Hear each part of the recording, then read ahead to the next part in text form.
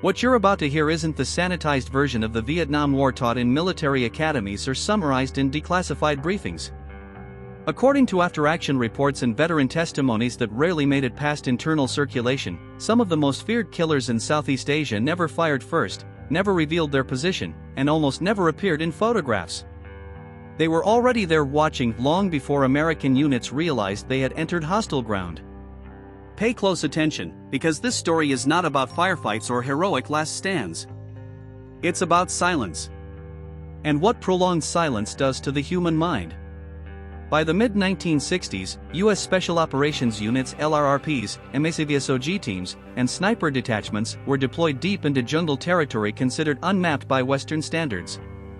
On paper, these were elite soldiers, trained in counter-sniper tactics, camouflage, and psychological resilience. Many had survived previous conflicts. They trusted their optics, their discipline, and their weapons. But the forest did not care about training manuals. Military records show that American patrols began reporting a disturbing pattern. Units would move through dense vegetation for hours without contact. No gunfire. No ambush. No visible enemy movement. And yet, men started to feel watched. Tracks appeared behind them that hadn't been there before. Equipment went missing silently during overnight halts. Radios malfunctioned, not from technical failure, but because wires had been carefully cut and repositioned. Then the killings started. Not battles. Single shots. One man down. Sometimes two. Always precise. Always clean. The shooters were rarely seen. When they were, it was already too late. Veterans later described these adversaries not as conventional soldiers, but as hunters, individuals who understood the jungle as a living system. These local combatants memorized sound patterns, the difference between a native bird call and the faint click of a safety being disengaged. They could smell foreign soap on the wind. They knew which leaves could be crushed silently and which would betray movement. For American snipers, this was deeply unsettling.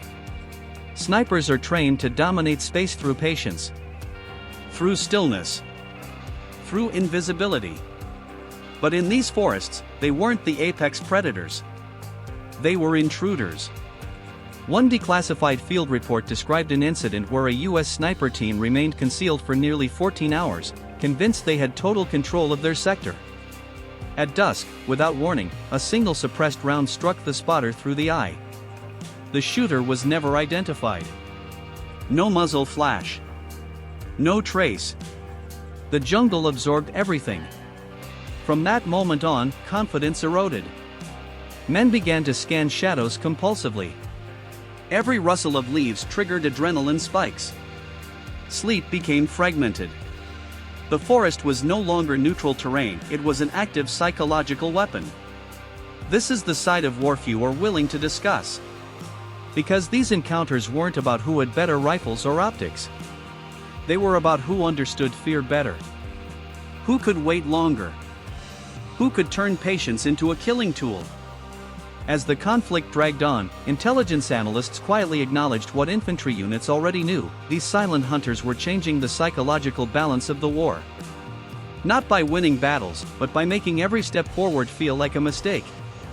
And this was only the beginning.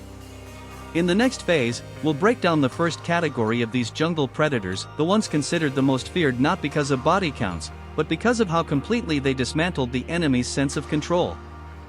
Military doctrine teaches that the deadliest enemy is the one who engages decisively. But in the jungles of Southeast Asia, the most feared adversaries were often the ones who didn't pull the trigger at all. According to intelligence summaries compiled during the late 1960s, U.S. units began identifying a pattern that made no tactical sense at first. Patrols would move through contested zones and return without contact, yet days later, sometimes weeks, those same patrol routes would become perfectly predicted kill corridors. Ambushes occurred at the worst possible locations. Landing zones were compromised before helicopters touched the canopy. Sniper hides were neutralized with surgical precision. Someone had been watching. For a very long time. These were not conventional fighters. They were observers, local jungle specialists whose primary weapon was not a rifle, but time. Veteran reconnaissance operators later described the sensation as being studied. Not hunted immediately. Studied. These observers followed American units from a distance that made detection nearly impossible. They learned habits. Who lagged behind? Who smoked? Who checked his weapon nervously? They memorized radio call signs, shift changes, and even body language. One MACVSOG report recounts a patrol that noticed faint impressions in the mud behind them, barely visible, deliberately spaced to avoid pattern recognition. The tracks would appear, then vanish. No attempt was made to close distance. No ambush followed. Just presence. That was the point. The psychological impact was devastating. Soldiers began to feel that any action they took, every pause, every whispered command, was being catalogued. The jungle itself became an intelligence network. Technically, these observers relied on an understanding of terrain that no Western map could replicate. They knew which trees shed bark naturally, allowing fresh scrapes to go unnoticed. They positioned themselves downwind of patrols, motionless for hours, sometimes days. They urinated into hollow bamboo to avoid scent trails. They slept upright, eyes partially open, synchronized with jungle noise. A former US sniper later admitted something that rarely appears in official histories. We weren't afraid of getting shot. We were afraid of being known. Once a unit was known, survival odds dropped sharply. In several documented cases, observers would deliberately allow patrols to complete missions unharmed only to guide larger forces into position later. The Americans never connected the dots until patterns emerged: identical ambush tactics, repeated terrain traps, and enemy movements that seemed anticipatory rather than reactive. This was warfare at its most patient. Silent. Slow. Psychological. The most disturbing element was that these observers rarely carried visible weapons. If discovered, they could pass as civilians, melt into villages, or disappear into vegetation within seconds. Even when captured, they revealed little. They didn't need to. The damage had already been done. Over time, American units began altering behavior not because of direct losses, but because of mental fatigue. Patrols shortened. Aggressiveness declined. Snipers repositioned more frequently, breaking their own concealment. Fear forced movement, and movement created vulnerability. The observers understood this better than any manual ever could. They didn't need to win firefights. They just needed to make sure the enemy never felt alone. And while these silent watchers rarely made headlines, their role set the stage for something far deadlier: hunters who combined observation with execution, choosing the exact moment when fear peaked and discipline failed.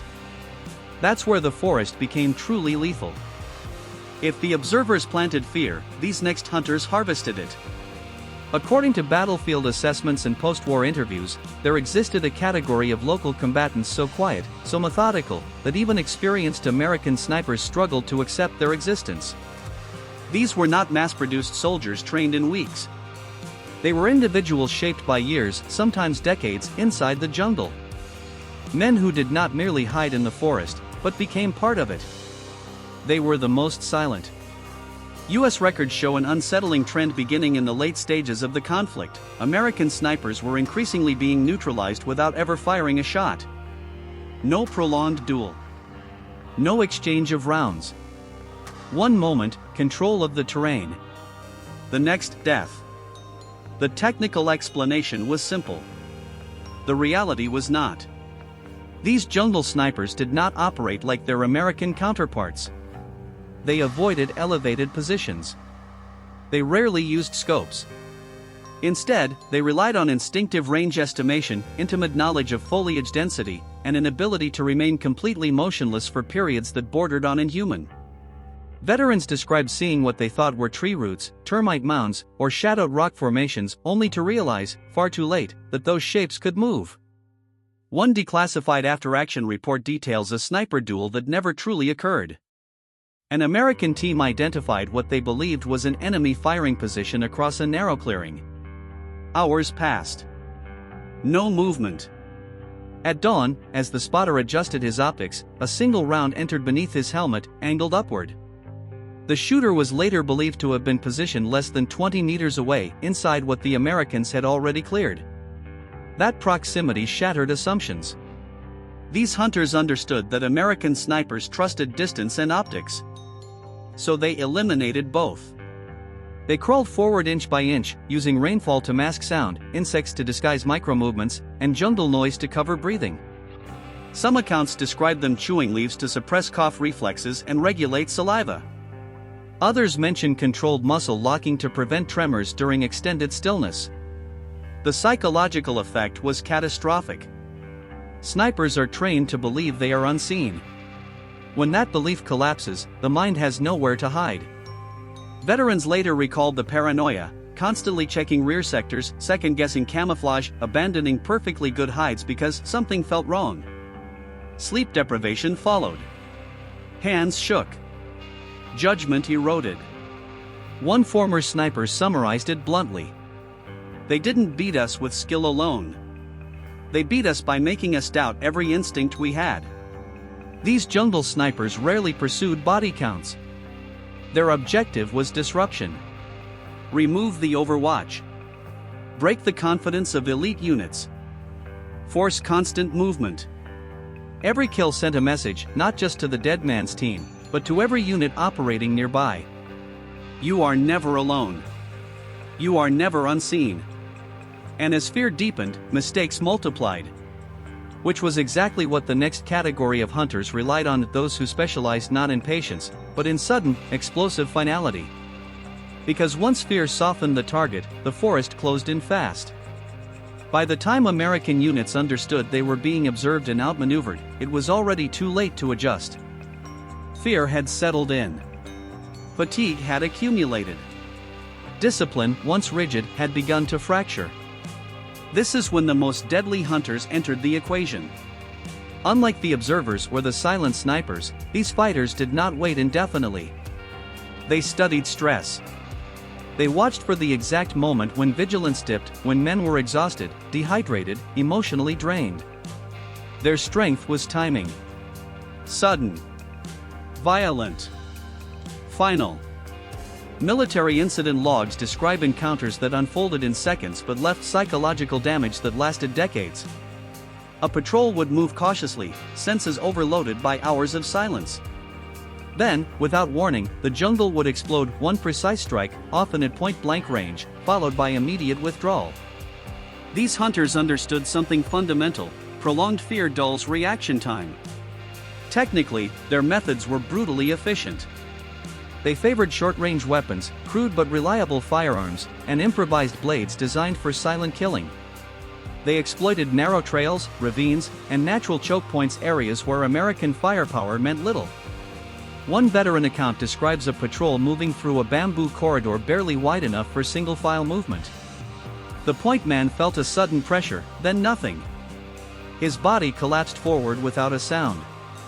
By the time the second soldier reacted, the attacker was already gone, leaving behind only confusion and terror. No prolonged firefight followed. That was intentional. The goal wasn't annihilation. It was impact. These hunters rarely stayed to exploit chaos. They knew that a single death, delivered with precision and invisibility, was more damaging than a dozen casualties in open combat. Survivors would replay the moment endlessly. Who missed the sign? Where did the enemy come from? Could it happen again? The answer was always yes. Psychologically, these attacks were devastating. American units began to associate routine movements with sudden death. Every trail felt like a trap. Every pause felt dangerous. Even extraction zones, once considered moments of relief, became sources of dread. One debriefing transcript captured the essence of this fear. A soldier described feeling relief when gunfire erupted, because at least then the enemy was visible. Silence, he said, was worse. Silence meant waiting. These hunters thrived in that space. They understood that elite soldiers pride themselves on control. Remove that control, and even the most trained minds begin to fracture. Small errors compounded. Communication broke down. Trust between team members weakened under constant stress. The forest didn't need to kill everyone. It only needed to break them. And by this stage of the war, something else became clear, something rarely acknowledged in official narratives. These hunters were not just fighting soldiers. They were fighting psychology itself, turning American strengths, technology, training, confidence into liabilities. Which leads to the final and most disturbing category. The ones who didn't just hunt bodies. They hunted minds. By the final years of the conflict, something irreversible had occurred. The jungle was no longer just terrain. It had become an extension of the enemy's strategy, an omnipresent psychological weapon that followed soldiers long after they left Southeast Asia. This last category of hunters did not need to pull a trigger at all. Their success was measured in something far more enduring: mental collapse. Military psychiatric reports from the period, many quietly archived, show a rise in combat stress reactions among elite units operating in dense forest environments. Symptoms appeared even in soldiers with no direct firefight exposure. Insomnia, hypervigilance, auditory hallucinations, a constant sensation of being watched. The hunters had learned that fear, once internalized, could operate autonomously. Veterans described moments of absolute stillness where the mind began filling gaps. Leaves sounded like footsteps. Shadows appeared to shift on their own. Silence became unbearable. Some soldiers admitted firing at nothing, not out of panic, but desperation to break the quiet. This was the hunters' final victory. They conditioned their enemy to self-destruct psychologically. One long-range reconnaissance veteran recalled returning stateside and being unable to sleep in a quiet room. Silence triggered anxiety. He needed noise, any noise, to convince himself he wasn't back in the jungle. Another described scanning tree lines in suburban neighborhoods, instinctively identifying potential firing positions that no longer existed. These men had survived the war. But the war had followed them home. From a tactical perspective, this outcome was devastating. Units rotated out physically intact but mentally compromised. Trust in perception eroded. Decision-making slowed. Confidence, essential for elite operations, was permanently damaged in some cases. And the hunters understood this intuitively. They never needed air superiority. They never needed advanced optics. They never needed to win territory. They simply needed to wait. To let fear ferment. To let imagination turn against itself. To let the forest do the rest. In the end, this was not just a contest of weapons or skill. It was a confrontation between two ways of understanding war. One side believed control came from technology and doctrine. The other believed control came from patience, intimacy with terrain, and an unflinching understanding of human psychology. Silent. Invisible. Unrelenting. The story of these jungle hunters is rarely told because it challenges comforting narratives about superiority and dominance. It reminds us that in war, the most powerful weapon is not always the one that kills the fastest, but the one that lingers longest in the mind. And for many who walked those forests, the enemy was never truly defeated. Because long after the shooting stopped, the jungle was still there. Watching.